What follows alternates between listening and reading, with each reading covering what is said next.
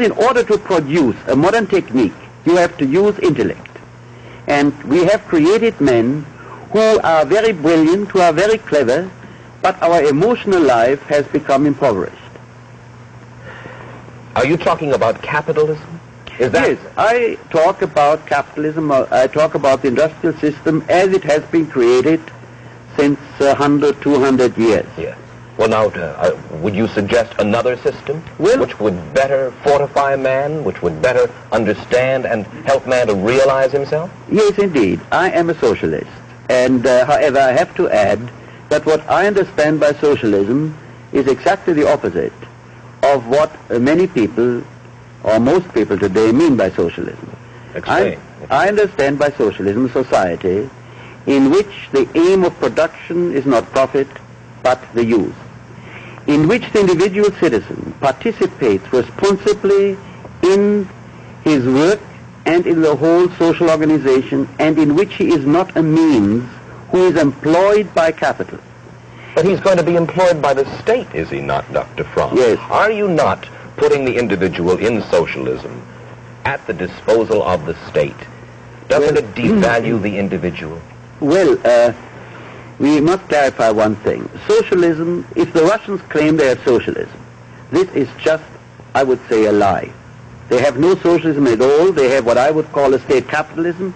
Their system is the most reactionary, conservative system anywhere in Europe today, or in America for that matter.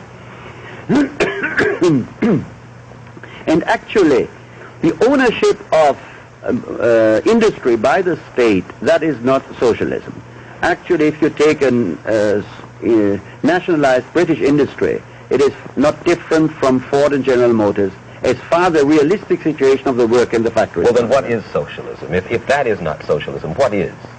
Well, I would say it is, to be quite specific, I see socialism in the direction of management of an enterprise by all who work in the enterprise. I would consider a socialism a mixture of the minimum of centralization necessary for a modern industrial state and a maximum of decentralization. I would have to say this, Mr. Wallace. We are terribly imaginative as far as technique and science is concerned. As far as changes in social arrangements are concerned, we lack utterly in imagination. If we would...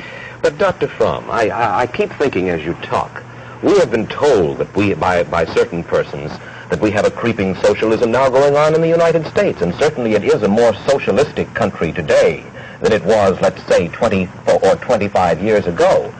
And yet, you yourself complain about bureaucracy. You yourself complain that the individual is losing his way in this state in which we live, and at the same time you call for more socialism. Aren't you just adding poison to the poison that is already being injected into our systems, if indeed socialism be poison?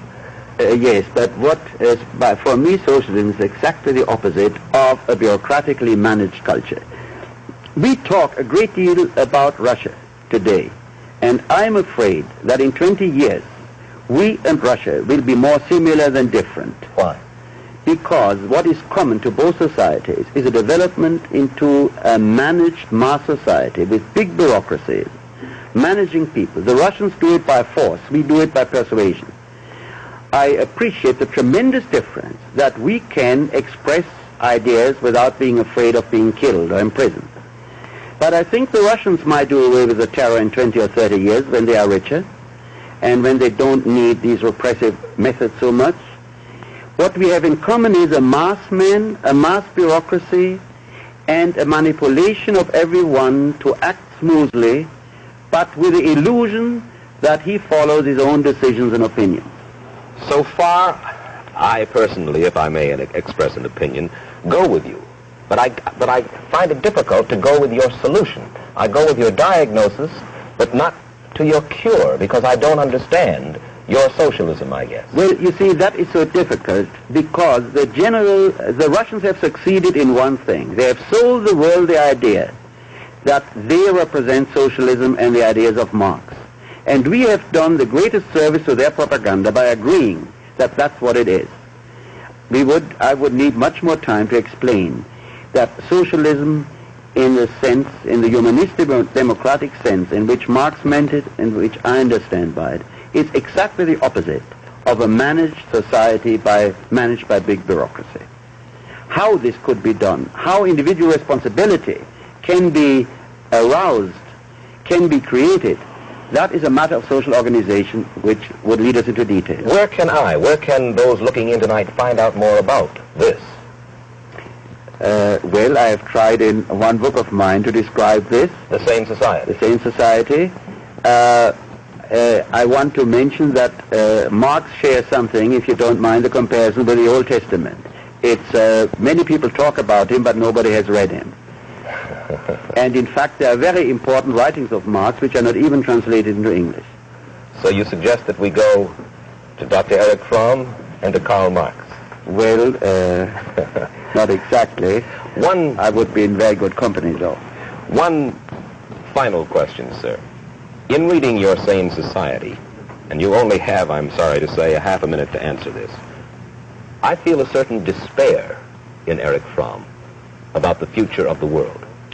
Mr. Wallace, I feel worried, deeply worried, only about one thing, the possibility that we fall, that we cannot avoid an atomic war. And the only concern which I have today is that we have a policy, a foreign policy, which enables us to avoid a catastrophe which, if one understands it properly, is undescribable. Short of that, I have a tremendous faith in the possibilities of man which have shown in his past, and I believe if we avoid war, we shall be able to revive our real vision of life, but that we must see it, and therefore that we must be critical to where we are. Thank you, Dr. Fromm, for coming and spending this time with us. Whether or not one agrees with his solution, Dr. Erich Fromm points to a pressing problem. As he sees it, America tends to worship machines instead of men. We seem to prefer success to sanity. A society that is politically free, says Dr. Fromm, should guard against this kind of spiritual enslavement.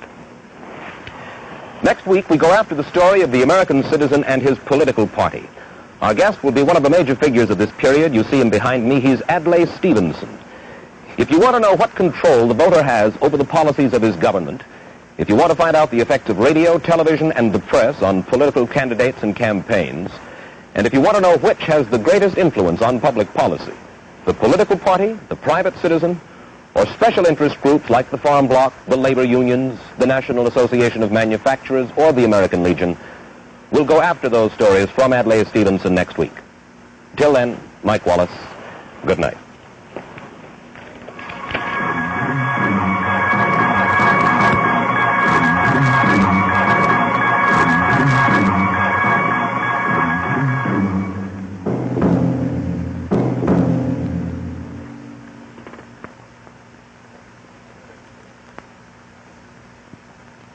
Beautiful music, colorful settings, and famous guest stars.